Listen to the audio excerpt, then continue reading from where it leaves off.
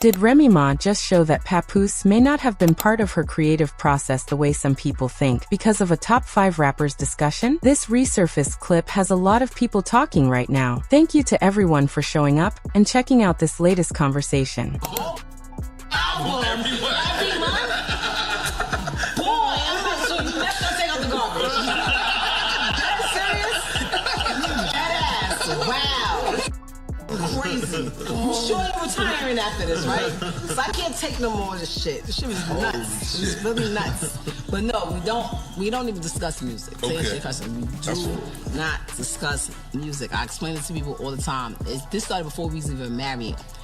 We was I don't even think we was dating yet. We was just like friends, but we knew we liked each other. We was just friends. And he asked me one day and he goes, "Who's your top 5?"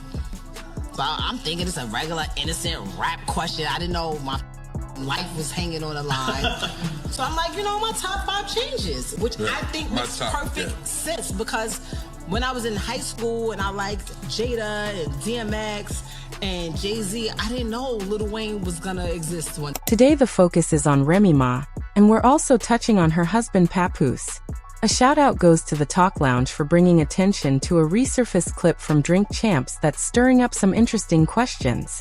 The clip stands out because Papoose has often been linked to claims that he played a significant behind-the-scenes role in Remy Ma's career, including conversations about writing and creative input.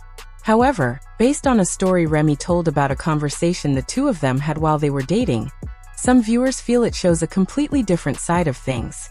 He exists, you know what I'm saying? I didn't know about J. Cole. I didn't know about a lot of people that my shit changes over time. So I tell him my top 5. I don't even know who it was then. He just lets me say, and he's listening like, and then when I finish, he looks at me, he goes, "Pun has to be rolling over in his grave."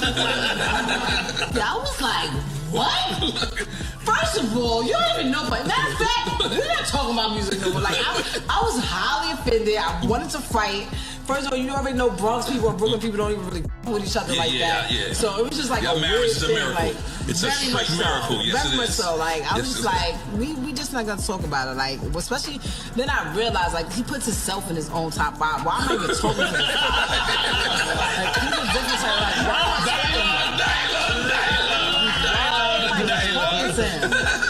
why? Like, this conversation is going nowhere. So we don't talk music at all, period. Another point fueling the conversation is that some critics have raised similar observations about Papoose's ties to Clarissa. According to those views, he has been connected to significant business dealings, including talks involving an $8 million deal, along with relationships within the boxing world. Some people feel he plays a bigger part in these stories than others give him credit for, while different people see it another way entirely. As for Clarissa herself, she seems to have her own take on things, and has openly said she isn't entirely certain what role Papoose actually holds with Win Records. That alone has fueled even more back and forth online.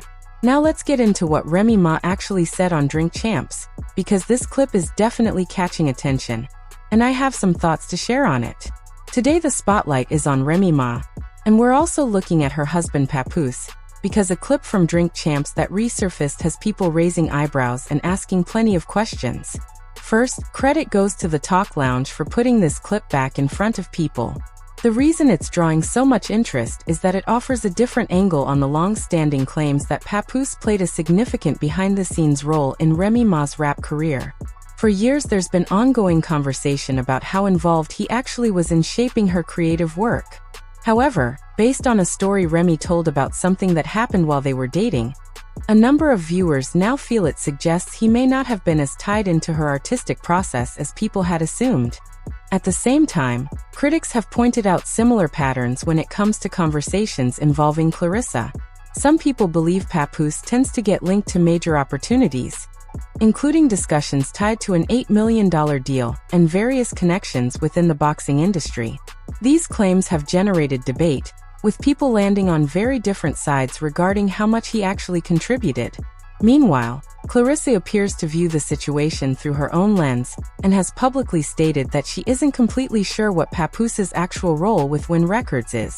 That detail alone has kept the online conversation going. Now let's break down what Remy Ma actually said during Drink Champs, because this clip has people buzzing, and I have a reaction to share.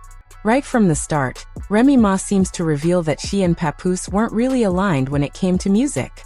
That's part of why this clip has people questioning exactly how involved he truly was in her creative process. If their perspectives on music differed that much, it makes sense why some are now pushing back on the narrative surrounding those ghostwriting claims. But the next part is where things get even more eye-opening. Take a listen and form your own opinion. This particular moment has a lot of people talking, because Papoose came across as extremely sure of where he ranked himself. Some viewers were genuinely surprised that he would put himself among the top 5 greatest rappers of all time. Especially considering that kind of list usually includes some of the most legendary names in hip-hop history. That is exactly why this clip keeps generating conversation online. And before anyone brings up the Touch It remix, plenty of fans point out that the original track already had serious momentum before the remix version even came out. That detail comes up often whenever people debate how much impact different artists actually had on that song's success. Another detail that stood out was Remy's reaction during the conversation. Even back then, she seemed surprised by some of the career choices Papoose was making.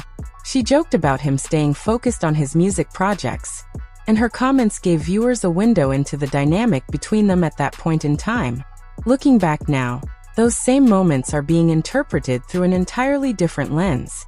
There's also been a lot of discussion about Papoose's music career and how it's viewed today. Some fans feel he never got the recognition they think he earned, while others argue his career simply never reached the heights many expected. Either way, opinions on this remain scattered all over the place. Remy also touched on the differences between people from various New York boroughs, which added yet another layer to the conversation.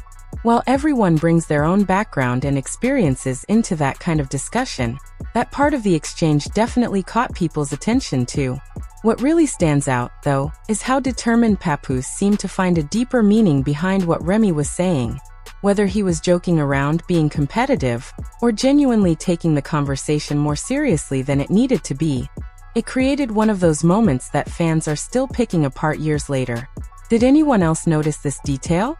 Papoose was actually the one who asked Remy for her top 5 rappers of all time. But the moment her answers didn't line up with what he seemed to expect, there was suddenly commentary about it. That's the part that has people viewing this exchange a little differently now. For example, when Big Pun's name came up, some viewers felt Papoose was prepared to react no matter what Remy said. If she left someone out, there was a comment. If she included them, many believe there probably would have been a different comment waiting right behind that too. That's why this particular moment keeps getting analyzed years after it happened. A lot of critics have pointed out that Papoose tends to challenge or push back during conversations, and this clip is frequently referenced as an example. Looking back, some fans say they preferred when he stayed more in the background, since their focus had mostly been on his public image rather than hearing his personal opinions in exchanges like this. Once older interviews and clips started resurfacing, people began forming much stronger opinions about his personality and how he carries himself.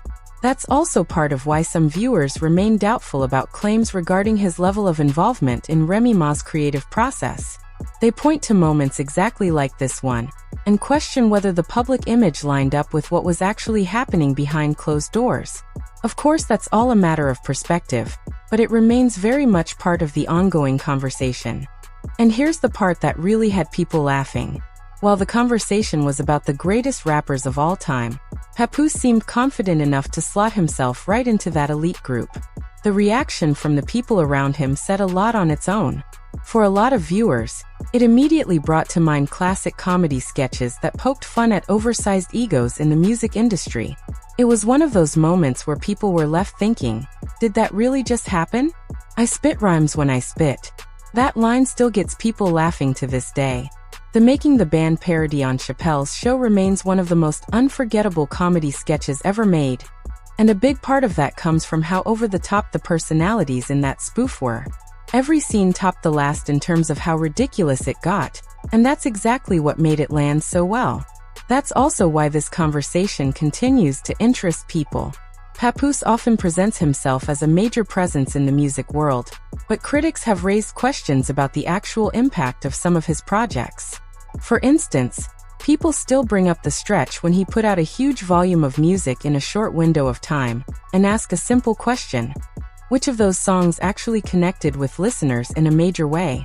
That's a debate that keeps coming back whenever his career gets brought up online. What also stands out is how he reacted to Remy's list. At that point in time, they weren't even married yet, and the conversation was centered around something that should have been simple: her personal opinion. That's really the core of it. If someone asks you for your top 5 rappers, top 5 athletes, or top 5 entertainers, your answer is naturally going to come from your own experiences and personal taste. That's where these debates tend to get heated. Some people act like there's one definitive correct answer, but that's just not how opinions work. Everyone evaluates greatness through a different lens. One person might prioritize lyrical skill, while someone else focuses more on hit records, influence, longevity, storytelling ability, stage presence, or cultural impact. There are countless ways to judge an artist's career. Age and generation also play a major role in shaping these opinions. Someone who grew up in one era of hip-hop is likely to have a completely different list than someone who came up in a different time period. And that's completely normal. Music connects with people differently depending on when they experienced it, and which artists shaped their taste during that time. And honestly, hip-hop never stops evolving. New artists keep emerging, trends keep shifting, and careers keep developing. Whenever a major star breaks through and starts dominating the culture, it naturally causes people to rethink their rankings and revisit old lists. That's why these top 5 conversations never really end. They keep evolving as the genre keeps moving forward, similar to when Kendrick Lamar arrived on the scene and completely changed the conversation. That's just how rankings work in music. They shift over time as new artists leave their mark and reshape the culture. Someone's top 5 from years ago could look completely different today. What really grabbed a lot of people's attention in this clip is how Papoose seemed to turn a simple conversation into something much larger. Some viewers felt that rather than just accepting Remy's personal list as it was, he looked for ways to challenge or push back on her choices. That's why this particular moment keeps generating reactions whenever people go back and revisit it. Critics argue this fits into a pattern they believe they've noticed before, where Papoose asks for someone's opinion and then immediately starts debating it, questioning it, or breaking it down piece by piece. Whether that's a fair read or not is up for debate, but it's definitely become a perception some people have developed over time. What made this exchange even more compelling was how the focus seemed to shift. While Remy was simply sharing her personal favorites, Papoose appeared confident enough to insert himself into the conversation in a major way. For a lot of viewers, that came across as a strong show of self-confidence, while others read it as ego. Either way, people definitely took notice. That's where a large portion of the online discussion comes from. Some critics argue that confidence is one thing, but they question whether that level of self-praise actually lines up with the public recognition and commercial success typically associated with artists who appear on all-time great lists. Others see it differently and respect the confidence regardless of how his career performed commercially. Reactions have been all over the map. The reason this resurfaced clip has gotten so much attention is that it gives people another window into the dynamic between Remy and Papoose before they got married. Looking back, some viewers feel the conversation highlighted real differences in how each of them approached discussions about music. To those fans, it almost feels like one of those topics that could turn into a debate every single time it came up. That's part of what made this clip stand out once it resurfaced through Talk Lounge Official.